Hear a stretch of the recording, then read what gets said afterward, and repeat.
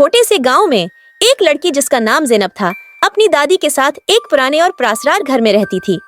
उस घर का सबसे अजीब कमरा वो अटारी थी जहां जाने की हमेशा मुमानात थी। एक दिन जब दादी सो रही थी, ज़ैनब ने अपनी तजस्सुस के हाथों मजबूर होकर इटारी का दरवाजा खोल दिया। इटारी में उसे गरज से भरी हुई एक पुरानी लाइब्रेरी मिली जिसकी किताबें खस्ता हालत में थीं। ज़ैनब ने एक किताब निकाली और जैसे ही उसने उसे खोला, उसमें से रोशनी की एक किरण निकली और उसके सामने एक किरदार जिंदा हो गया। वो हैरतज़दा रह गई जब उसने देखा कि किताब का किरदार उससे बात कर रहा है।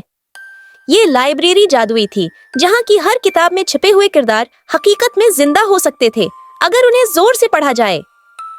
ज़ैनब ने जल्दी जल्दी और किताबें निकालनी शुरू की और हर किताब से एक नया किरदार नमूदार होने लगा। कुछ दोस्ताना थे, कुछ अजीब और कुछ जरा डरावने।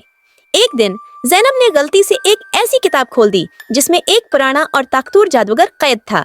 जादूगर ने लाइब्रेरी से बाहर निकलने की कोशिश की और ज़ैनब को बताया कि अगर वो बाहर निकल गया तो पूरे गांव को तबाह कर देगा। ज़ैनब ने डरते हुए बाकी किरदारों से मदद मांगी। किरदारों ने ज़ैनब की मदद की और मिलकर उन्होंने जादूगर को दोबारा किताब में कैद करने का मंसूबा बनाया। ज़ैनब और किताब के किरदारों ने मिलकर जादूगर को शिकस्त दी और उसे वापस किताब में बंद कर दिया। उस दिन के बाद ज़ैनब ने लाइब्रेरी की हिफाजत का अहद कर लिया ताकि जादूगर दोबारा आजाद न हो सके।